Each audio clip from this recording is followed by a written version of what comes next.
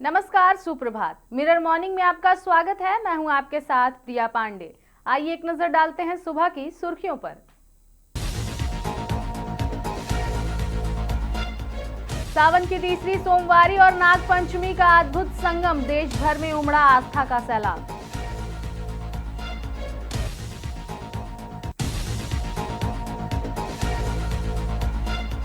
JPSC JSSC आंदोलन पर सरकार का बड़ा कदम, छात्रों को बातचीत का बुलावा।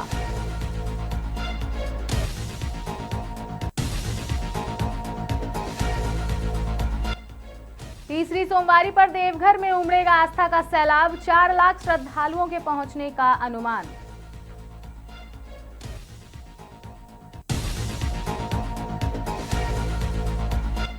नशे के खिलाफ धनबाद में विशेष अभियान, रेलवे स्टेशन से बच्चों को किया गया रेस्क्यू।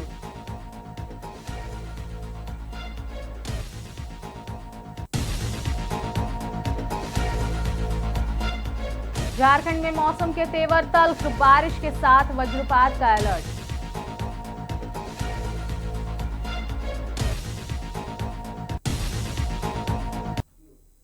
अब खबरें विस्तार से। सावन की तीसरी सोमवारी और नागपंचमी के अद्भुत संयोग पर बाबा वैद्यनाथ धाम समेत झारखंड के तमाम शिवालयों में श्रद्धालुओं की भारी भीड़ उमड़ पड़ी है। सुबह से ही मंदिरों में हर हर महादेव और बोल बम के जयकारे गूंजते रहे।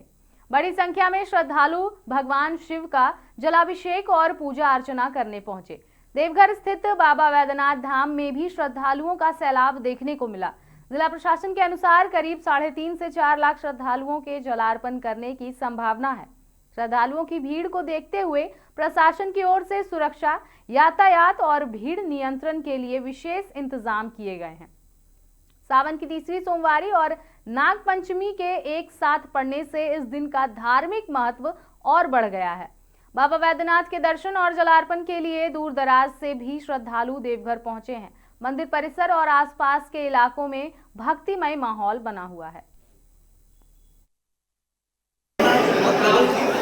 काफी बड़ी मात्रा में श्रद्धालु आए और जो नंबर्स हमें मिले हैं सुल्तानगंज से और अन्य जिलों से, उससे मालूम पड़ रहा था कि आज जो श्रद्धालु हैं वो पिछले सोमवार से ज़्यादा या कम से कम उतना तो बिल्कुल ही है। और जैसा देखने को मिल रहा है अभी सच में नहीं, मतलब काफ़ी ज़्यादा लोग आ चुके हैं। तैयारियाँ हमारी मंदिर परिसर में जो हमारा एंट्री एग्जिट पॉइंट है उसको हम लोगों ने बहुत रोबस्ट बना लिया है और बहुत अच्छे तरीके से जो हमारे एजेंट साहब हैं, एसपी साहब है, बहुत क्लोजली मॉनिटर कर रहे हैं कैसे हमें कब कहाँ से एग्जिट रोकना है, एंट्री रोकना है, शुरू करना है। और बहुत ही on the ground on the spot plan वो एग्जीक्यूट कर रहे हैं। और शहर में जहाँ जहाँ बैरिकेडिंग को हम लोग को वाइडन करना था, जहाँ पर हमें हेल्प सेंटर बनाना था, जो हमें फीडबैक मिला था ब्रीफिंग में, हम लोगों ने विगत 2 दिनों में तो तैयार कर लिया है और उसका भी फायदा हमें देखने को मिलेगा। तो आज के लिए भी हम लोग तैयार हैं। पंचमी है, नाग पंचमी यहाँ बहुत महत्वपूर्ण दिन है। काफ़ी संख्या में लोग यहाँ आ रहे हैं पूजा करने के लिए और समय भी सब ऐसी स्थिति में लोग आते ही रहे हैं, खास करके श्रावण, तो लाखों की संख्या में लोग पूजा करने आ रहे हैं। हम लोग बाबा वैद्यनाथ से प्रार्थना करते हैं कि सब लोग बहुत ही सुगम तरीक़ा से पूजा करके यहाँ से जाएं और बाबा सबकी इच्छा पूरे ब्रह्मांड के वासी को भगवान की कृपा बनी रहे। ये मैं व्यक्तिगत रूप से भगवान से प्रार्थना करता हूँ। यहाँ क्या शिव और शक्ति दोनों विराजमान है, क्या भक्तों का आशीर्वाद? मूल रूप से जो 12 ज्योतिर्लिंग में 12 ज्योतिर्लिंग में एक हमारे ऐसे ही 5वां है और यहाँ पे शिव और शक्ति के ऊपर साथ में विराजमान है शिव। एक ऐसा शिव है जहाँ पे सिंदूर भी चढ़ता है। अगली खबर राजधानी रांची से आ रही है, जहां जेपीएससी और जेएसएससी परीक्षाओं में कथित अनियमितताओं को लेकर छात्रों का आंदोलन लगातार जारी है। जयपाल सिंह स्टेडियम में धरना दे रहे छात्रों से बातचीत कर गतिरोध खत्म करने की सरकार ने पहल की है। सरकार की ओर से आंदोलनकारी छात्रों को वार्ता के लिए बुलावा भेजा गया है। प्रस्ताव के मुताबिक 17 अगस्त 2026 को दोपहर 2 बजे छात्रों के प्रतिनिधियों के साथ बातचीत होगी।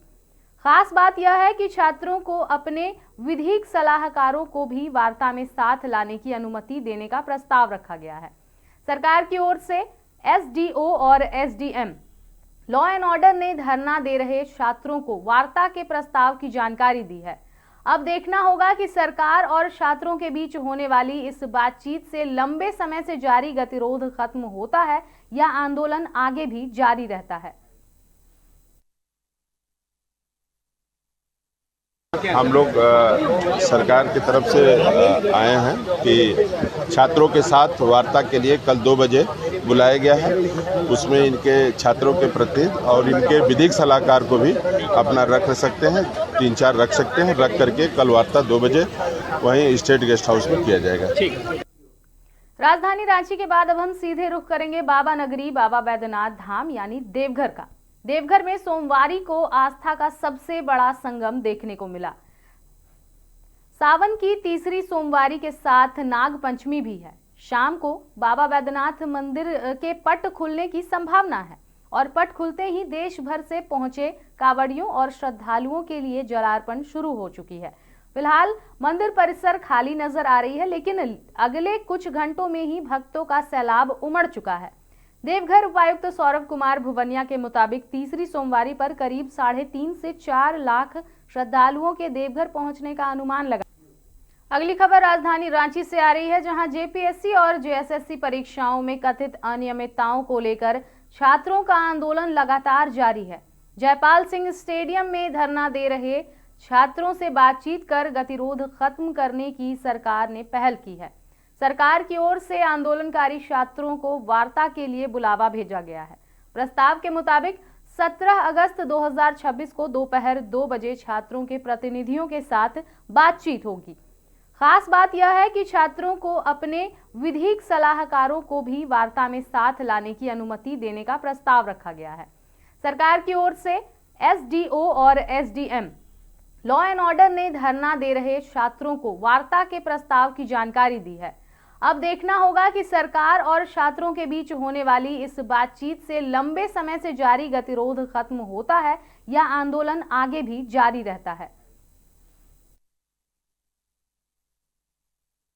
हम लोग सरकार की तरफ से आए हैं कि छात्रों के साथ वार्ता के लिए कल 2 बजे बुलाया गया है।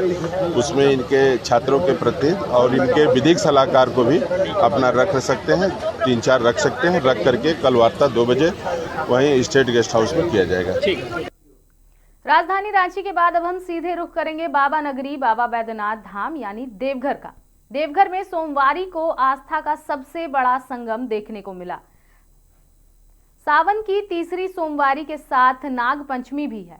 शाम को बाबा बैद्यनाथ मंदिर के पट खुलने की संभावना है और पट खुलते ही देश भर से पहुंचे कांवड़ियों और श्रद्धालुओं के लिए जलार्पण शुरू हो चुकी है। फिलहाल मंदिर परिसर खाली नजर आ रही है, लेकिन अगले कुछ घंटों में ही भक्तों का सैलाब उमड़ चुका है। देवघर उपायुक्त सौरभ कुमार भुवनिया के मुताबिक तीसरी सोमवारी पर करीब 3.5 से 4 लाख श्रद्धालुओं के देवघर पहुंचने का अनुमान लगाया गया है। संभावित भीड़ को देखते हुए प्रशासन ने सुरक्षा, ट्रैफिक और जलार्पण व्यवस्था को मजबूत किया है। एसडीएम और एसपी स्तर के अधिकारी लगातार मेला क्षेत्र में कैंप कर निगरानी कर रहे हैं। प्रशासन का लक्ष्य है कि लाखों श्रद्धालुओं को सुरक्षित और सुगम तरीके से बाबा बैद्यनाथ के दर्शन और जलार्पण कराया जा सके।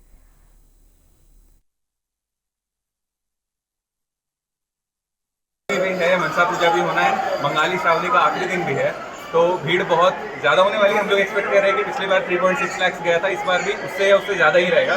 हम लोग 4 लाख के आसपास का सोच रहे हैं, उससे नॉर्थ भी हो सकता है कि अभी सुबह के 4:15 बज रहे हैं, जलार्पण चालू हुआ है।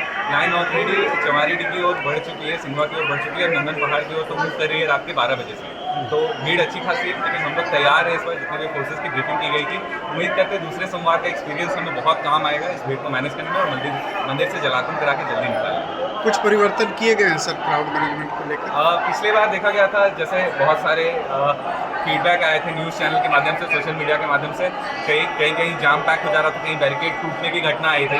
तो पूरे नज़ारत के द्वारा, जिला प्रशासन के द्वारा एक रैम्प को, एक मोजों को चेक किया गया है, बैरिकेडिंग को वापस से टाइटन किया गया है, कहीं से बिजली लीकेज का संभावना ना बने, वो सारी चीज़ें इंश्योर की गई है। मान के चलिए कि सेफ्टी ऑडिट के मद्देनज़र सेकेंड सोमवारी के बाद से पूरा एक बार हमने दिखवाया है उम्मीद करते हैं कि भीड़ इतनी ज़्यादा एंग्जाइटी में ना आ जाए, आक्रोशित ना हो। लोग देखा था कि कुछ भक्त तोड़ने ओड़ने भी लग गए थे टेंशन में आके। थोड़ा सा आप लोग सभी का जलार्पण जो है बहुत सुगम तरीके से होगा। अगर कतारबद्ध रहेंगे तो फिर किसी तरह की परेशानी नहीं आएगी, और इसी में थोड़ा सा संवेदनशील होने के लिए जवानों को भी ब्रीफ किया गया है। लंबा देवघर के बाद अब हम रुख करेंगे धनबाद का, जहां धनबाद में नशे के खिलाफ डालसा की ओर से विशेष जागरूकता अभियान चलाया जा रहा है। नालसा एवं झालसा के तत्वाधान में प्रधान जिला एवं सत्र न्यायाधीश सह अध्यक्ष जिला विधिक सेवा प्राधिकरण धनबाद निकेश कुमार सिन्हा के निर्देश पर अभियान के जरिए समाज के हर वर्ग को नशे के दुष्प्रभावों के प्रति जागरूक किया जा रहा है। इसी कड़ी में शुक्रवार को धनबाद रेलवे स्टेशन पर डालसा की टीम और रेलवे चाइल्ड हेल्पलाइन ने संयुक्त अभियान चलाया। इस दौरान नशे का सेवन कर रहे एक बच्चे को रेस्क्यू किया गया। बच्चे को तत्काल सदर अस्पताल ले जाकर प्राथमिक उपचार कराया गया। इसके बाद बच्चे की सुरक्षा, देखरेख, पुनर्वास को ध्यान में रखते हुए उसे बाल कल्याण समिति यानी CWC के समक्ष प्रस्तुत किया गया। CWC के निर्देश पर बच्चे को बेहतर देखभाल और संरक्षण के लिए बोकारो स्थित सहयोग विलेज में आवासित कराया गया। अवर न्यायाधीश सह सचिव डालसा मयंक तुषार टोपनो ने बताया कि नालसा की डॉन योजना के तहत जिले के विभिन्न क्षेत्रों में लगातार जागरूकता कार्यक्रम चलाए जा रहे हैं। उन्होंने कहा कि समाज का कोई भी वर्ग नशे की गिरफ्त में न आए, इसके लिए डालसा लगातार प्रयासरत है। साथ ही आम लोगों से नशे के खिलाफ चलाए जा रहे अभियान में सहयोग की अपील की गई।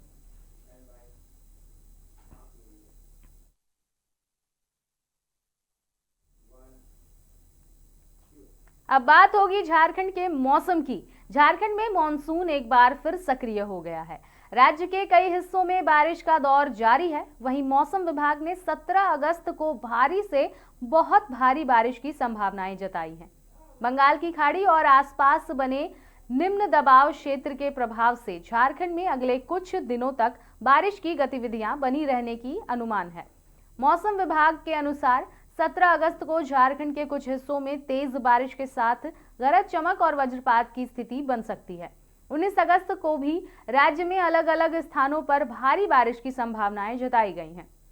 बारिश के साथ तेज हवाओं की संभावना को देखते हुए लोगों को खुले स्थानों, पेड़ और बिजली के खंभों के आसपास जाने से बचने की सलाह दी गई है। लगातार बारिश की स्थिति में निचले इलाकों में जल जमाव और स्थानीय स्तर पर यातायात प्रभावित होने की आशंका भी बनी हुई है। मौसम विभाग के पूर्वानुमान को देखते हुए किसानों और आम लोगों को सतर्क रहने तथा मौसम से जुड़ी ताजा जानकारी पर लगातार नजर बनाए रखने की सलाह दी गई है।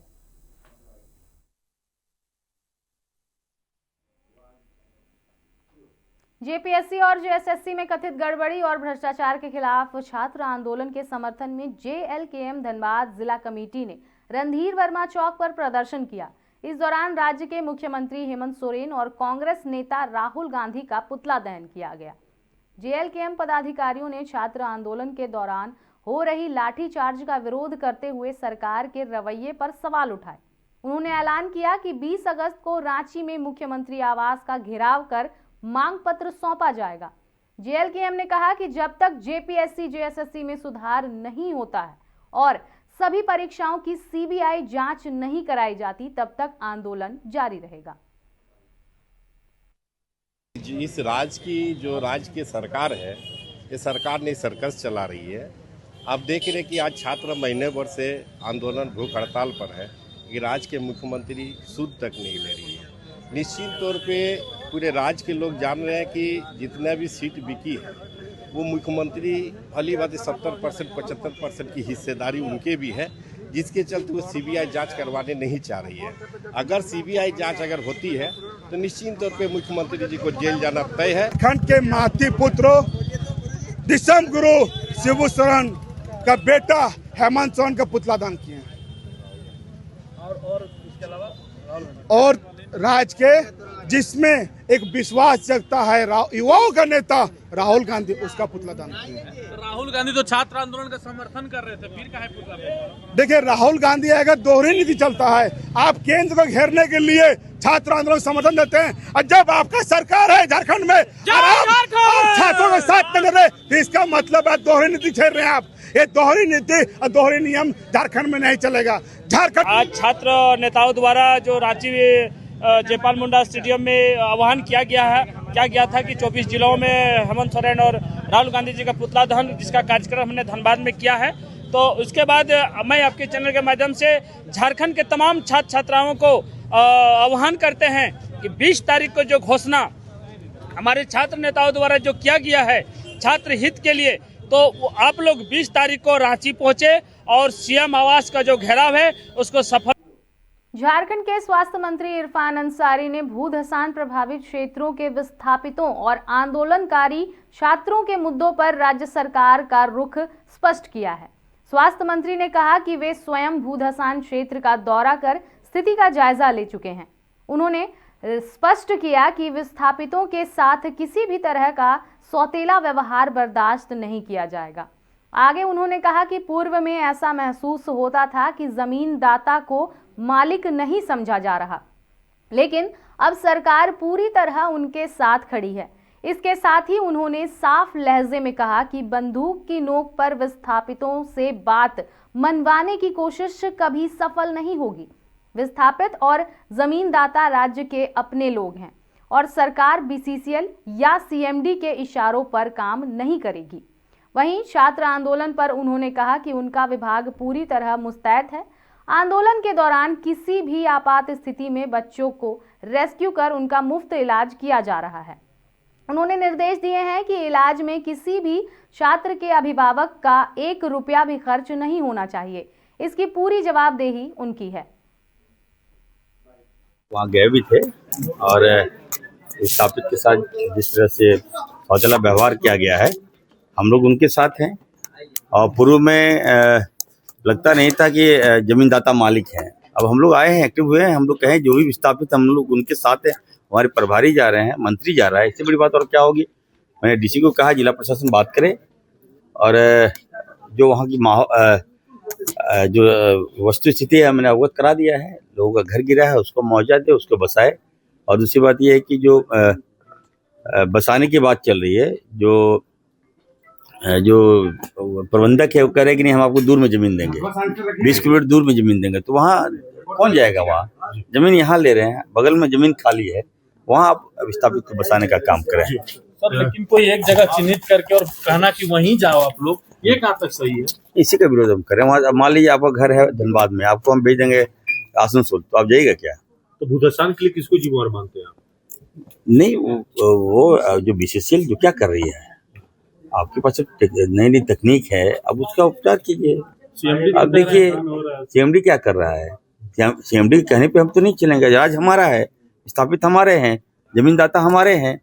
आप चाहिए कि नहीं हम बंदूक की नोक पर जो चाहेंगे मनवा लेंगे, ये नहीं होगा।